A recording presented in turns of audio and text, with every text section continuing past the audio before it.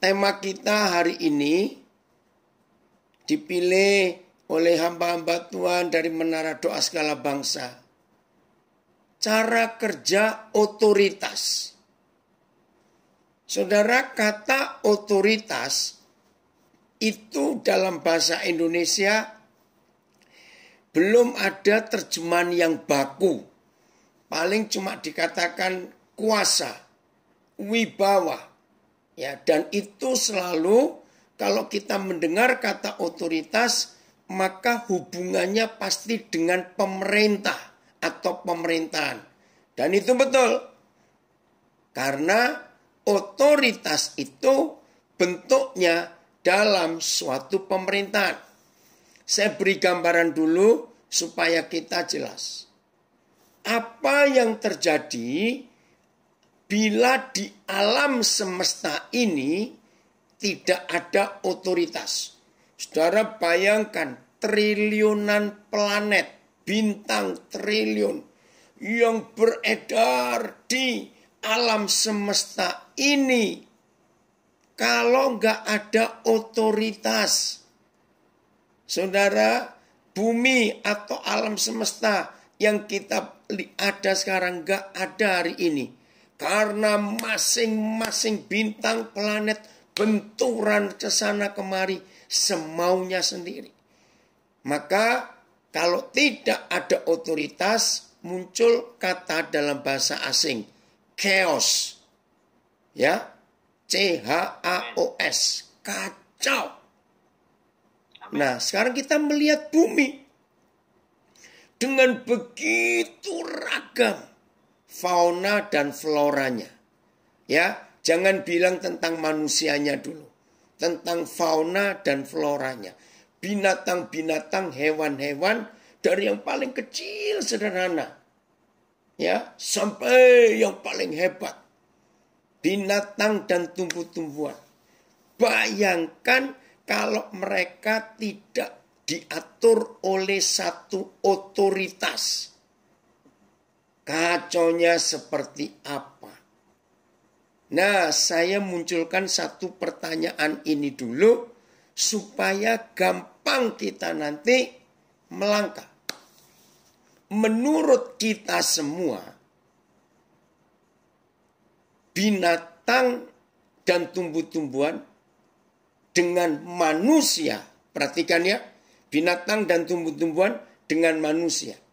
Ini pertanyaan aneh, orang Jawa bilang nyeleneh, tapi ini penting.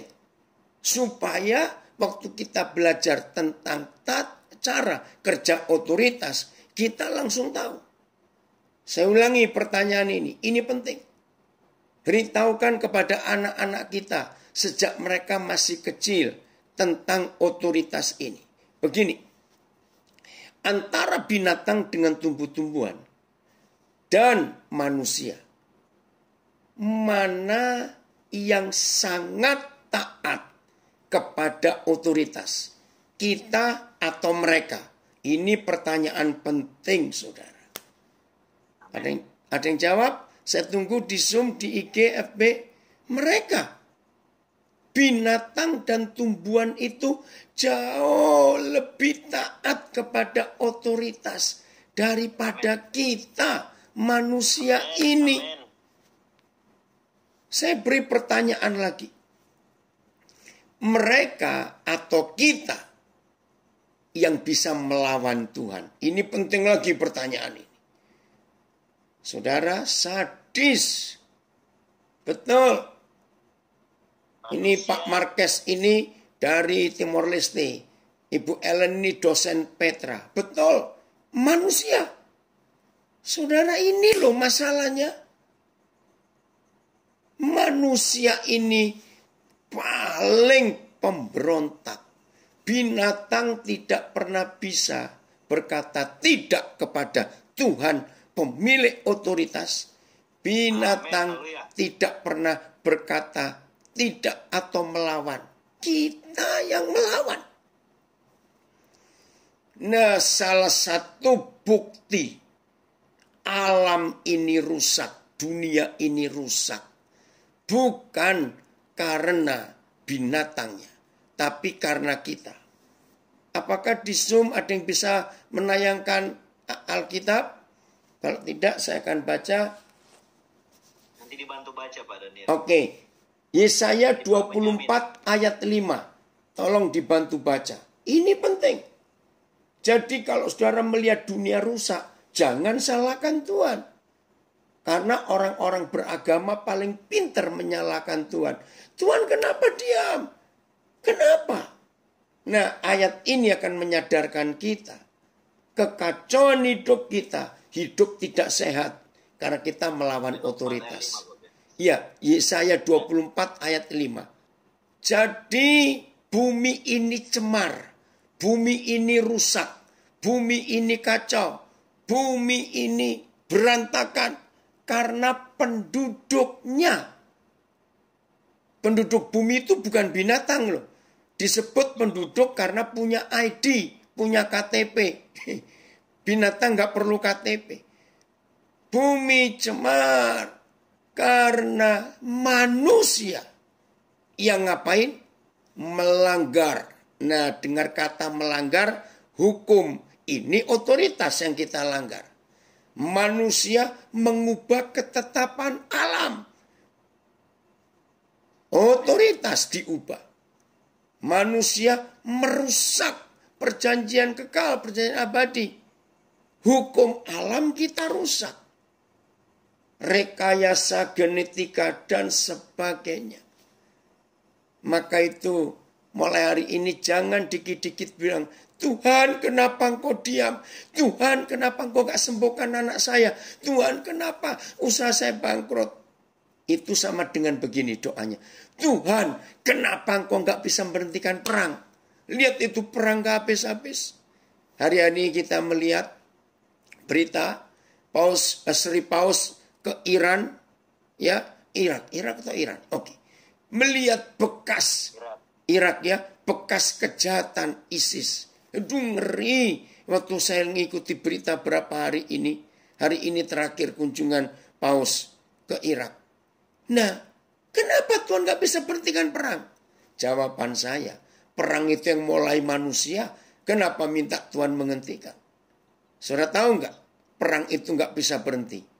Logikanya gampang. Ayo semua kepala negara di dunia sepakat. Gak ada satupun negara yang gak sepakat. Sepakat apa? Membuat sebuah hukum. Tutup pabrik senjata. Betul? Perang pasti berhenti. Kalau pabrik senjata ditutup, gak ada perang di dunia. Jadi jangan minta Tuhan yang menghentikan perang. Manusia yang rakus duit. Karena pabrik senjata itu kaya raya. Itu dia. Tuhan sudah memberi otoritas kepada manusia. Yang ini nggak boleh kamu makan. Yang ini boleh kamu makan. Nah, karena kita melanggar otoritas. Yang dilarang Tuhan itu kita makan. Lalu kita sakit. Jangan salahkan Tuhan. Karena mulut kita rakus. Nah, Alkitab catat. Inilah otoritas tertinggi di seluruh alam semesta. Katakan amin, saudara. Amen. Tidak ada otoritas yang lebih tinggi di luar firman Tuhan. Amen. Begitu dahsyatnya otoritas ini. Sampai Yohanes 1 ayat 3 berkata, segala sesuatu, Yohanes 1 ayat 3, segala sesuatu dijadikan oleh firman. Tanpa firman tidak ada apa-apa yang telah jadi ini bisa jadi. Firman. Maka itu Yohanes 1 ayat 1. Pada mulanya bukan duit, tapi firman pada mulanya. Maka itu semua pelayanan yang dimulai dengan firman pada mulanya. Pelayanan itu akan dijamin ada sampai akhir zaman. Tapi pelayanan yang dimulai dengan duit nggak akan kekal. Pada mulanya adalah firman. Firman itu otoritas. Masih ingat semua kita kisah Lukas 7 ayat 1 sampai 10. Kita masih ingat betul? Seorang perwira. Jadi dia ini bukan orang Yahudi, ya, tetapi orang Roma, penjajah. Ya, saya baca dari bahasa modern ya, Indonesia modern. Bumi tercemar karena manusia melanggar hukum-hukum Tuhan, telah memungkiri perjanjian yang dibuat oleh Tuhan dengan mereka untuk selama-lamanya. Nah, ini kalau otoritas dilanggar rusak. Maaf, saya katakan ini. Kalau kesehatan itu karena kita melanggar aturan makan. Rumah tangga yang berantakan. Suami istri yang rajin bertengkar. Sama. Itu karena melanggar otoritas peraturan rumah tangga. Amin. Semua. Masyarakat kacau karena melanggar otoritasnya. Nah, dari sini kita belajar, saudara. Manusia ini paling pintar melanggar otoritas. Tidak mau tunduk pada peraturan. Paling pintar. Nah, lihat perwira Kapernaum ini. Di situ kita belajar cara kerja otoritas. Saya harap saudara tahu itu. Ketika Tuhan Yesus yang diminta oleh tua-tua Yahudi datang ke rumahnya karena budaknya mau mati. Begitu sudah dekat rumahnya, masih ingat perwira ini berkata, Tuhan. Saudara baca baik-baik Lukas 7. Dia adalah orang pertama di perjanjian baru yang mengakui Yesus itu Tuhan. Ketika teman-teman sejawat si perwira ini diutus, karena utusan pertama kan tua-tua Yahudi. Begitu sudah sampai dekat rumahnya, dia utus teman-temannya yang sesama tentara Romawi. Saudara, itu yang membuat saya bertobat. Dia adalah orang pertama di perjanjian baru yang menyebut Yesus itu Tuhan. Maka itu ayat 9 saudara akan kaget. Iman sebesar ini belum pernah aku temukan di antara orang Israel. Karena apa? Perwira ini sudah mengakui otoritas Tuhan Yesus. Ketika Tuhan Yesus belum dituhankan oleh Bapa di surga. Kapan Tuhan Yesus dituhankan oleh Bapa? Ingat khotbah Petrus di Kisah Rasul 2 di hari Pentakosta. Yesus yang kau salibkan dan kau bunuh itu diangkat tinggi menjadi Tuhan dan Mesiasmu. Jadi Tuhan Yesus itu punya pangkat Tuhan, otoritas Tuhan, itu setelah dia naik ke surga.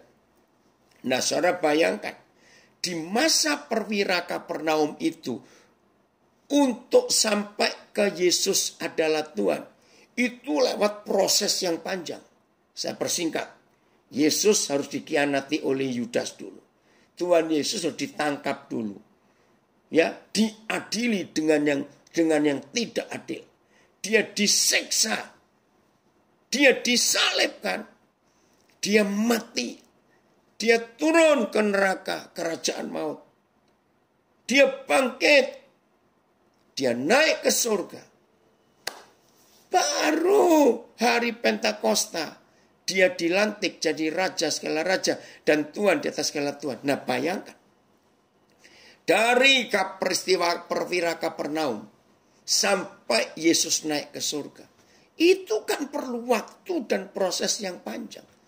Maka itu perwira ini mendapat mujizat karena dia tahu otoritas Tuhan.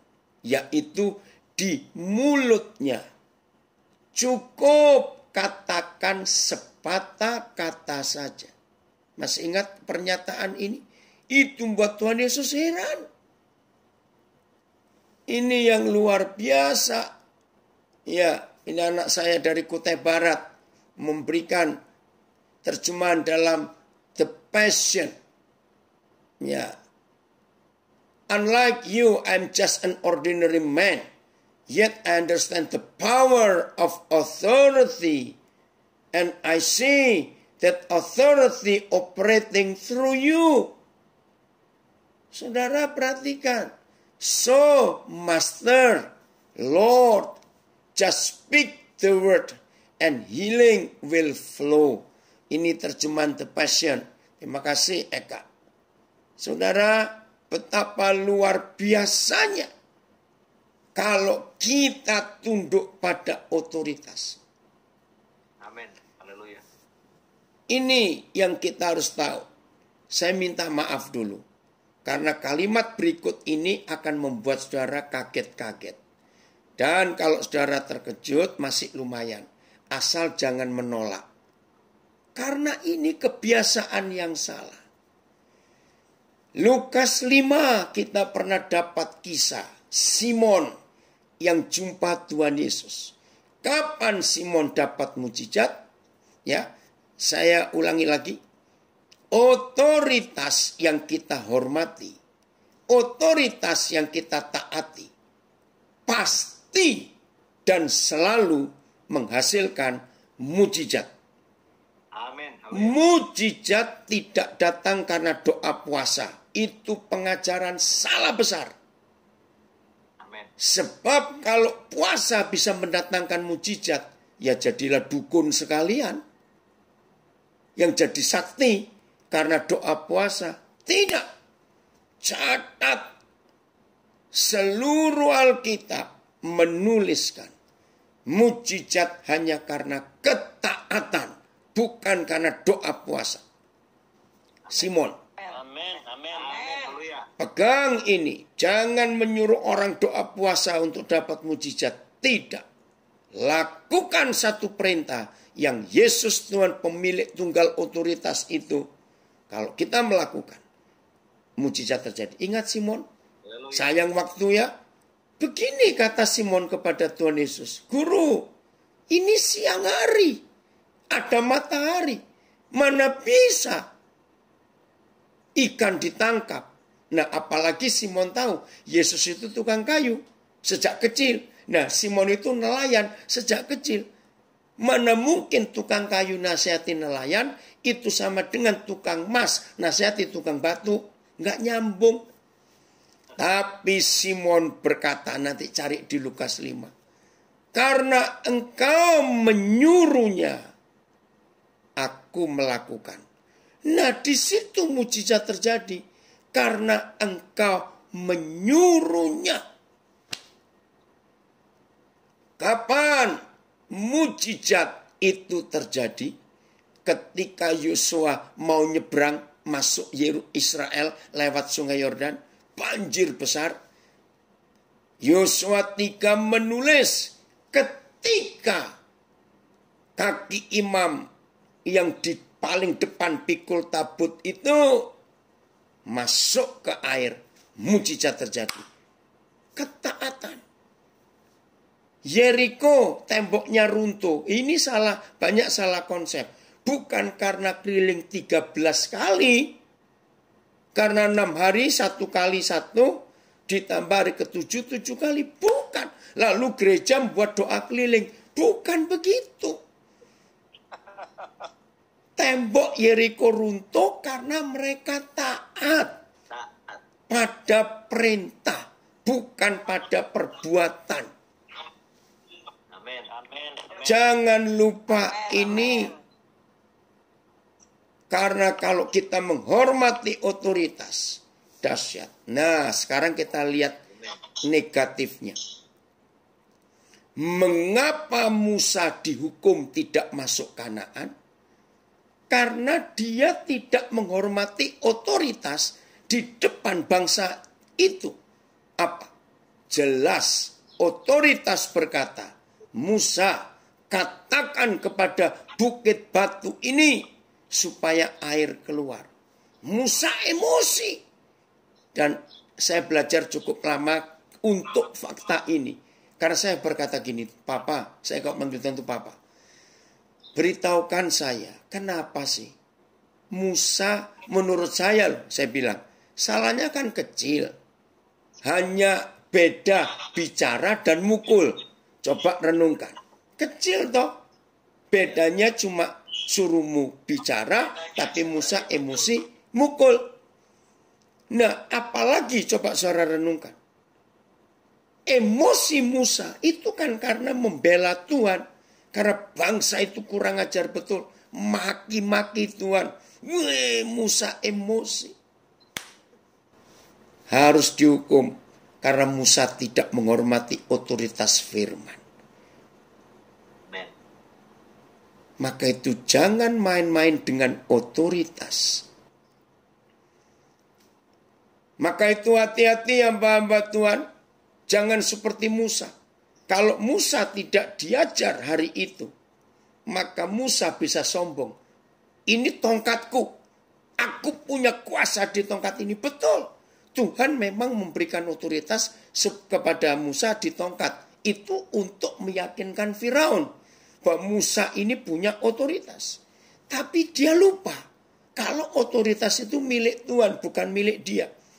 Maka itu tidak boleh seorang pun kita berkata, oh karunia saya kesembuhan, oh karunia saya nubuat, oh karunia saya mujizat. Maaf, tidak ada karunia milik saya, tidak ada. Semua milik Tuhan. Jadi tergantung yang punya karunia menyuruh kita kerjakan apa, buat apa. Lakukan. Di situ mujizat.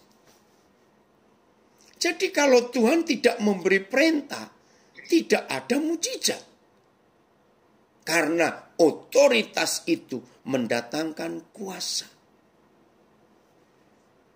Begitu hebatnya otoritas yang Tuhan beri kepada kita.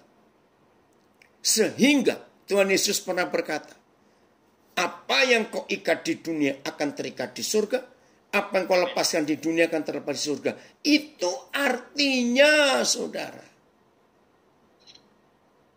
antara gereja Tuhan yang ada di dunia dengan otoritas mutlak yang di surga, itu satu kesatuan. Amin. Sehingga apa yang kita buat, surga menyetujui. Betapa hebatnya otoritas itu. Asal kita gunakan sebaik-baiknya. Saya ingin menjelaskan. Semua kita pasti tahu. Ketika suatu hari murid-murid mengusir setan. Orang kerasukan setan. Setannya nggak keluar. Terus mereka bilang, Guru, kenapa kami nggak bisa mengusir setan ini? Lalu Tuhan Yesus menjawab, jenis ini tidak bisa dilawan, diusir, kecuali dengan doa dan puasa. Hari ini kita harus bertobat. Jadi bukan karena kita doa dan puasa, baru kita punya kuasa mengusir setan. Salah. Saudara, otoritas. Dan itu yang tertulis di seluruh Alkitab. Itu gambarannya adalah paling mudah dimengerti dalam sistem militer. Nah, kalau kita mulai hari ini belajar firman dengan logika militer, maka firman itu akan jelas otoritasnya. Amin. Saudara, satu-satunya sistem, satu-satunya, nggak ada dua, yang dipakai oleh seluruh bangsa dan negara di dunia sama adalah sistem militer. Amin. Semua negara, mau negara komunis, negara demokrasi, negara Islam, negara apa saja, sistem militer itu sama sedunia, jenjangnya, hormatnya, semuanya sama. Nah, di sini saya menemukan rahasia. Ternyata firman Tuhan paling indah, apalagi kita bicara soal cara kerja otoritas. Firman Tuhan itu paling indah kalau dilihat dari hukum sistem militer. Saudara ingat? Setiap prajurit terhadap komandannya mendengar dan menerima perintah apa saja. Prajurit hanya boleh bicara tentang 2 kata. Nggak boleh lebih. Siap, laksanakan. Siap, laksanakan. Nggak ada prajurit begitu diperintah, siap, laksanakan. Tapi komandan, istri melahirkan. Siap, laksanakan. Maaf komandan, ayah meninggal. Lu betul tidak, saudara? Nggak ada. Nah, dari sistem militer ini saudara ketemu jawabannya. Ketika Lukas 14, ya, ayat yang ke-25 berkata, jikalau kamu tidak membenci ayahmu, ibumu, istrimu, anakmu, saudaramu laki, perempuan, kamu tidak dapat menjadi muridku. Wah, sadis sekali ayat ini. Ternyata itu sistem militer. Amin. Semua prajurit harus lebih hormat, tunduk kepada komandannya daripada kepada mertuanya. Catat. Amin. Haleluya. Ini yang kita harus pelajari. Kata membenci bukan berarti benci terus sakit hati. Tidak. Prajurit harus lebih hormat, tunduk kepada komandan daripada kepada istri atau orang tua atau siapa saja. Nah, ini dia. Jadi coba mengerti. Pakai sistem militer ini. Maka kita akan belajar. Hormat. Nah, jenis ini nggak bisa dilawan dengan doa dan puasa. Itu arti sistem militer. Konsolidasi. Pernah dengar kata konsolidasi? Seorang jenderal, seorang komandan. Ketika melihat situasi peperangan atau situasi lapangan, wah nggak bisa ini. Prajurit-prajuritku bisa lelah dan bisa mati kala perang. Ayo mundur, retreat, konsolidasi, retreat, mundur ke depan, ke belakang. Nah, di dalam doa dan puasa, yang mana semua prajurit berjumpa komandan, maka seorang komandan, dan komandan kita adalah Tuhan Yesus, akan memberikan 3 hal penting. 1, informasi. 2, strategi. 3, instruksi. Dengar ini saudara. Jadi selama kita doa puasa, sebelum melakukan peperangan yang hebat itu, maka kita para prajurit diminta menyendiri dengan komandan untuk menerima informasi, menerima strategi, menerima instruksi. Setelah 3 hal ini kita dapat, ayo berangkat. Perang pasti menang. Nah, tapi kebanyakan kita pokoknya doa puasa 3 hari atau 4 hari. Maaf, orang yang cuma doa puasa tapi nggak dengar komandan beri informasi apa, instruksi apa, strategi apa. Maka modal saudara hanya mulut bau karena puasa. Maaf. Maka itu seringkali kita ngawur. Cuma doa puasa berhari-hari tapi nggak dengar perintah apa-apa, nggak dengar instruksi apa-apa. Mau berangkat perang, konyol. Dengarkan. Sekarang saya akan buktikan. Tolong Kejadian 6 ayat 24. Dengan cepat karena waktunya.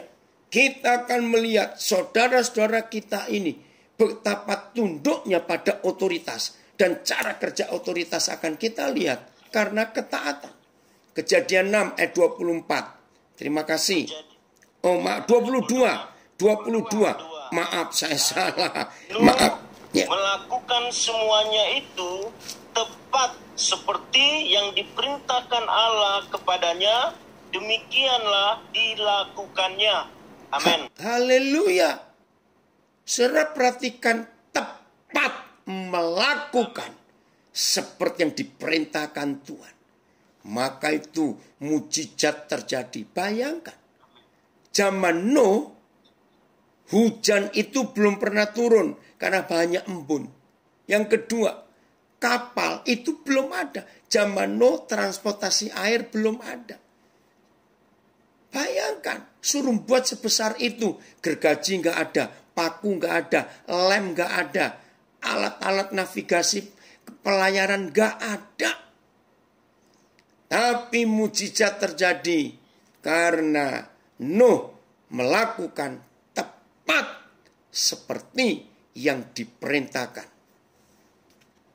Keluaran 25 ayat 40, maaf, Kejadian 12 ayat 1, maaf.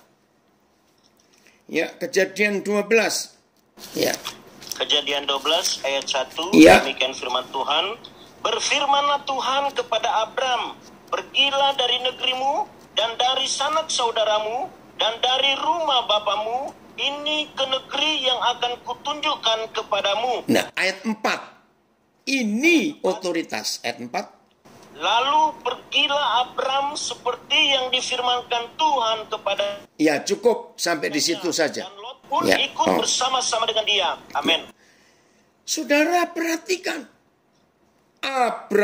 Lalu pergilah Abram seperti yang difirmankan Yahweh kepadanya. Amin. Jadi Abram turut. Maka itu saudara, yang belajar antropologi akan kagum. Satu-satunya bangsa di dunia, nggak ada dua, yang secara antropologi bisa diketahui asal-usulnya dari satu orang, satu titik, itu cuma Israel. Karena ketaatan Abram kepada otoritas. Lalu pergilah Abram seperti yang difirmankan. Keluaran 25 ayat 40. Mengapa ada tabernakel yang hebat, kemah Musa yang saudara, kalau orang suruh bangun sekarang itu nggak tahu berapa triliun. Karena emas diukir, perak diukir, batu permata 12 jenis yang mahal-mahal. Jubah imam, semua ukiran, sulaman, dari kain ini, kain itu, dari kulit lumba-lumba.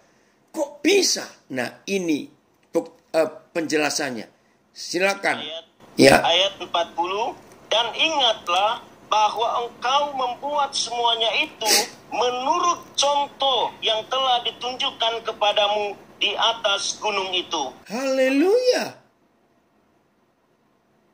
Jadi Musa saja taat. Mengerjakan semua seperti contoh yang Tuhan tunjukkan waktu Musa naik ke gunung itu. Amin. Ayat 22, pasal 25 kitab Keluaran. Ayat 22, firman Tuhan.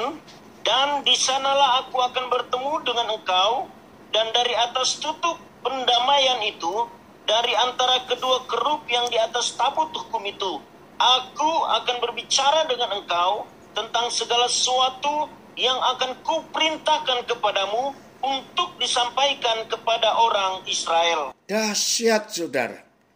Tolong keluarkan dua kata penting di ayat 22 Keluaran 25 ini.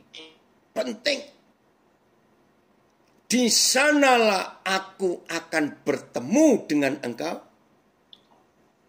Yang kedua. Dan aku akan berbicara dengan engkau. Para pendoa yang dikasihi Tuhan. Gunakan ayat ini dalam doa-doa syafaat kita. Supaya doa-doa syafaat kita nggak cuma main perintah. Tuhan selamatkan, Tuhan berkati, Tuhan tolong. Tidak lagi. Sebab tiap kali Yahweh Tuhan bertemu kita, anak-anaknya, kekasih-kekasihnya, gerejanya, murid-muridnya. Saya ulangi, setiap kali dia bertemu kita, dia pasti dan wajib berbicara. Amin. Amin.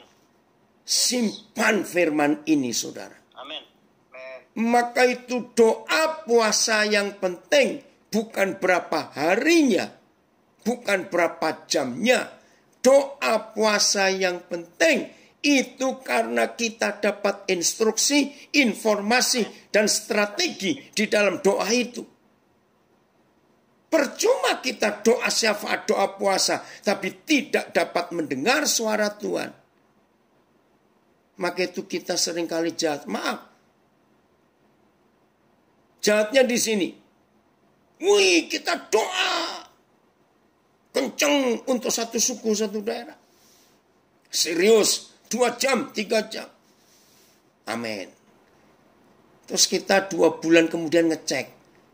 Terjadi apa di sana ya? Setelah kita doa 2 bulan yang lalu. Saudara tahu nggak? Kata ngecek itu siapa yang kita cek? Jahat kita. Ternyata kita ngecek Tuhan.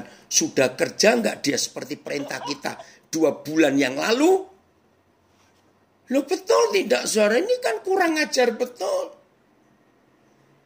Jadi doa syafaat itu kita kerjasama dengan Tuhan dan Tuhan kerjasama dengan kita.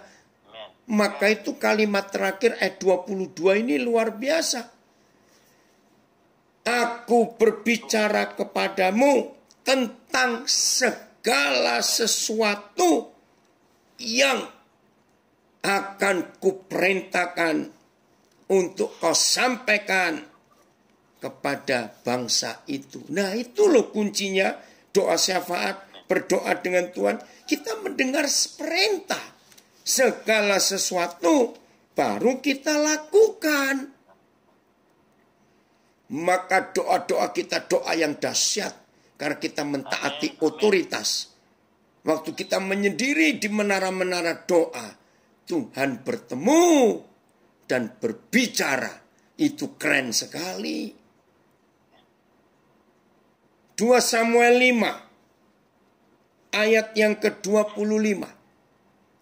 2 Samuel 5 ayat 25. Kenapa Daud bisa jadi raja hebat? Karena dia taat pada otoritas.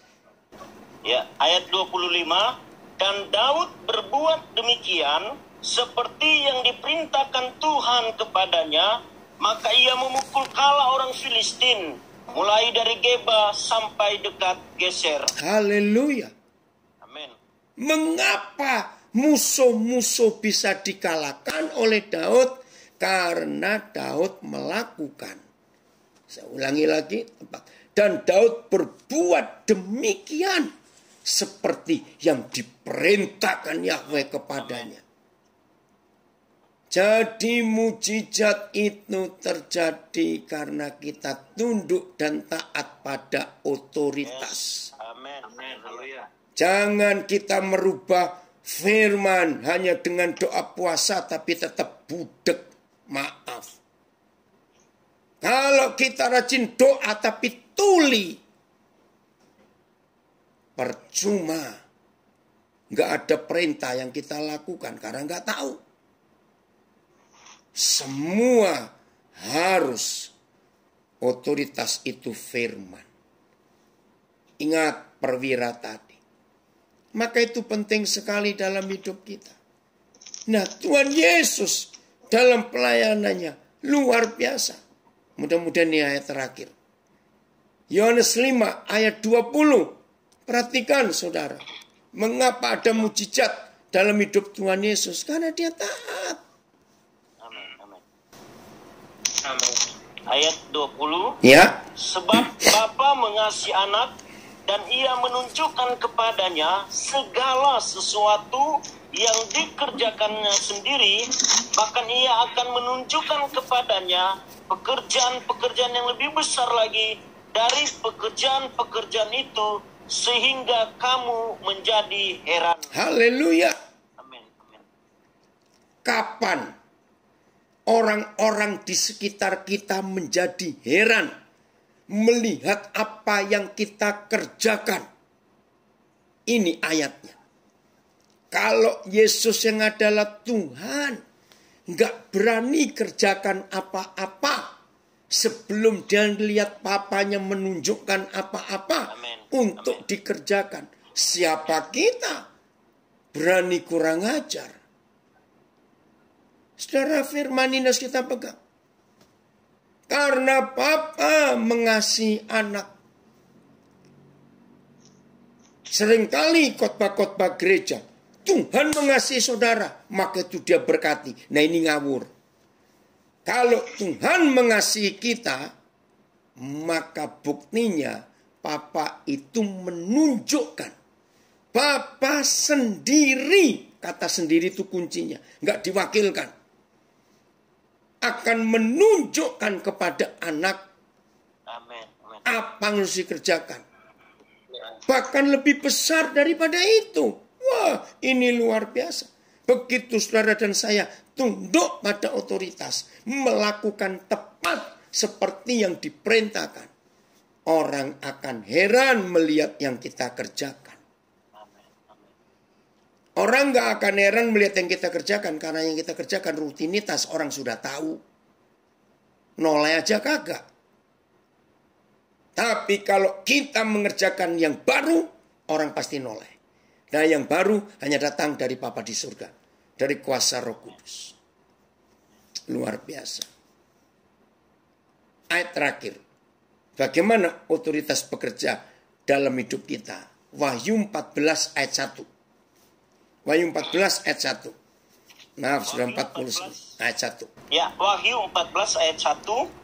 Dan aku melihat sesungguhnya anak domba berdiri di bukit Sion dan bersama-sama dengan dia 144.000 orang, dan di dahi mereka tertulis namanya dan nama Bapanya. Ya, terima kasih. Saudara perhatikan.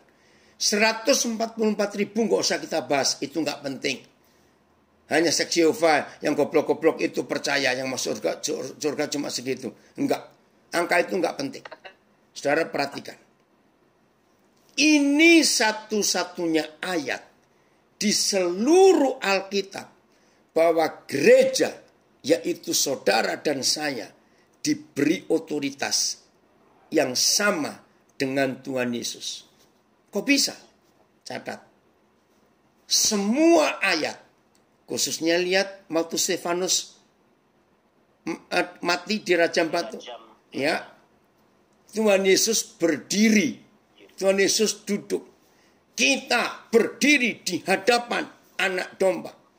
Tapi ini satu-satunya tulisan bahwa gereja itu berdiri bersama-sama. Coba renungkan. Apa bedanya berdiri di hadapan dan berdiri bersama-sama? Beda tidak? Beda. Kalau berdiri di hadapan, beda otoritas, beda level. Tapi kalau berdiri bersama-sama, itu satu level. Karena apa? Karena di dahi kita ada nama anak domba, yaitu nama Yesus, dan ada nama Bapaknya.